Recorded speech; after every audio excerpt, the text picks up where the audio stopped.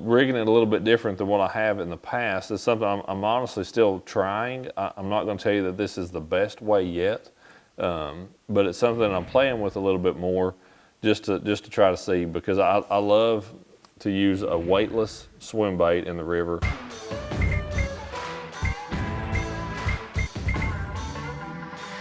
Hey everybody, welcome back to Pick 4, month of September, and things generally start to change a little bit in September.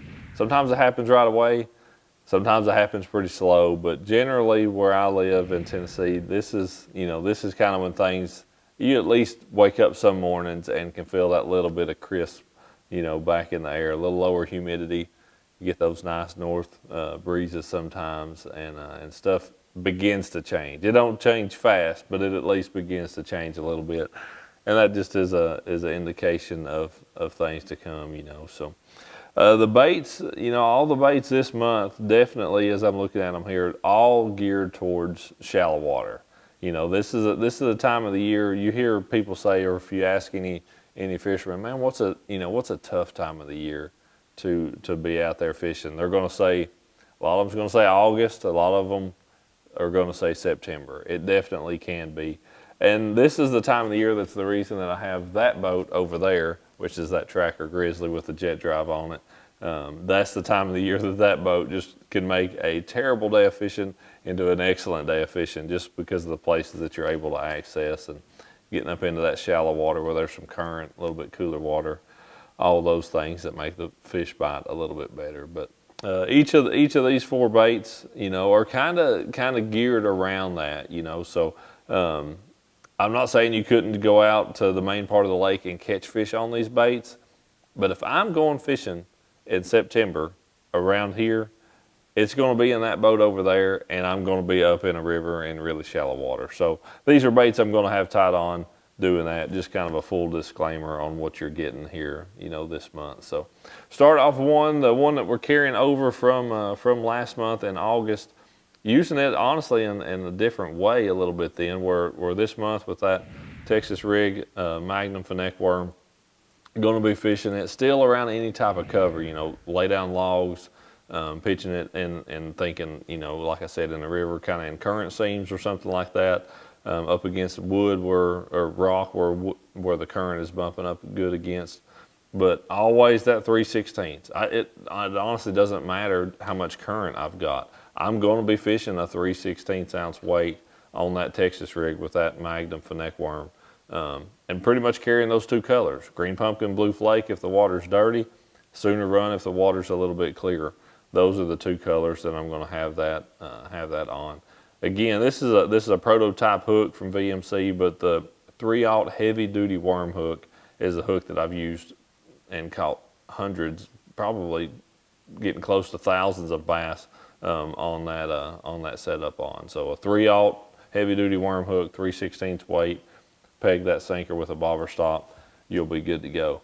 As far as fishing really stuff out in the river, and also if I'm really geared around smallmouth, fishing below shoals, something where I'll throw this around the bank, I'll throw it right in the laydown, but if I'm fishing a lot of those rock shoals and stuff kind of out in the middle of the river, my favorite thing to go to is that Bass Pro Bomb Crawl, and the only way that I fish it is on a VMC Rugby jig head, and I'm going to use either an 1/8 ounce or a 3/16. I'll carry quarters, and if the water's just really, really smoking, really heavy current, I may go up to that quarter, but typically the 1/8 or 3/16 is going to get it done for me. And I'm going to pick a natural color in that. This is the Magic Crawl Swirl. Sometimes I'll use that Magic Red Flake, but just a natural, crawdad imitating color. And this thing doesn't have much action. Those little legs on it, man, they're just kind of there. And in the water, they'll move around a little bit, but it's not, got big aggressive pinchers or anything. So for one, it doesn't create a lot of drag, but 2, it just doesn't, it doesn't create a ton of disturbance, and in my opinion can turn those fish off. This just looks like a crawdad that's slipping along. Maybe it's lost its pinchers and it's just starting to grow them back. Makes for an easy meal for those smallmouth, but that is a dynamite little dude to drag around in some shoals. Next up would be a bladed jig. I picked a shad colored one here. I'm gonna have shad colors, I'm gonna have dark colors, but you really can't go wrong with a bladed jig in the river. As far as your color selection, just one quick thing that I kind of think of. If I'm primarily targeting smallmouth, if that river system I'm in has got more smallmouth than largemouth, I'm probably going to go with a green pumpkin one. They'll bite a shad color one, but to me it seems like they short strike it a little bit more often.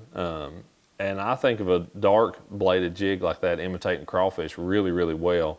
And I'll put a crawfish style trailer on it, and those smallmouth just go nuts over it. But you can catch both, absolutely, largemouth and smallmouth and spots, just depending on where you're fishing, on a bait fish colored bladed jig. For me, it's going to be a 1/2 ounce is what I'm going to use. And anything that is more of those shad type colors, I want to put that Bass Pro Super Shad trailer on the back of that. It's just a nice straight tail. The tail is turned the correct way.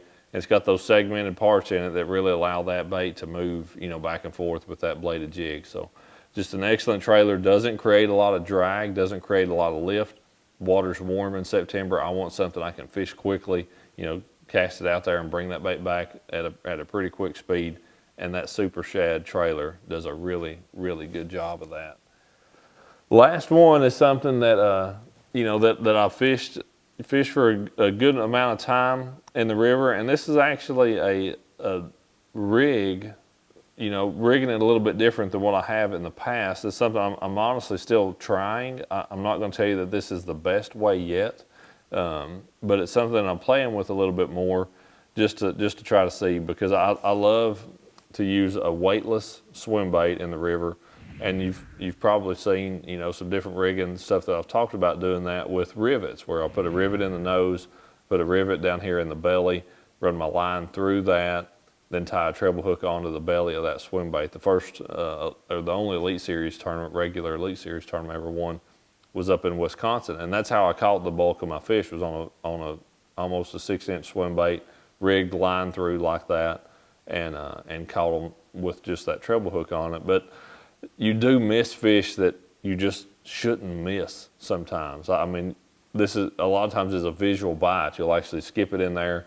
You'll start reeling. You'll see the fish swim up behind it. And I've had so many really good fish, especially largemouth, swim up behind that thing and just eat the whole thing. You watch it disappear. You set the hook, the rod loads up, the fish opens its mouth and it blows the bait out. And this was rigged with, like I said, rivets, line through, and just a treble hook sticking out of the bottom like that. I have no idea how they do that. So this is a little system that I'm kind of playing around with now, where I've got a straight shank flipping hook with a little, a little leader tied to it down to a treble hook. So now I've got both. I've got a top hook as well as a belly hook, to try to get that bait to run straight for one, but also to try to take advantage of whether they're, you're going to get them with that top one or the bottom one. So again, this is still in testing stages for me, but something that I'm going to keep playing around with. But in general, rigging a swim bait this way, weightless, whether you do your line through with some rivets and that treble hook, or if you go with this method right here, to try to get that bait to give you both top and bottom hooks. But this is a 5 1/4 inch Bass Pro Speed Shad. It's the really big one, the biggest one they make, Tennessee shad color. And man, that's just a good bait with those big ribs on it. It really kind of helps actually slow that bait down. It does give it a little bit of lift, which for this is what I want. This is something that I'm going to skip up in real shallow water into those shady places where those big fish are laying that time of the year, just up there waiting to ambush something. And a lot of times in September, man, you want a pretty big bait. I've got options there of some stuff that's a little bit smaller, but a lot of times in September in those rivers, I want something pretty big, because you actually get more bites at that point in time during the year. I feel like on a big bait, it's like if a fish is going to spend the time to run something down in that hot water, they want to make a meal out of it. So that's why I go with a lot of that stuff this time of the year. But September can be a very brutal time of the year. It can be a time of the year that I thoroughly enjoy, over in that little boat there, bouncing across some rocks and catching largemouth, catching smallmouth, just having a good time.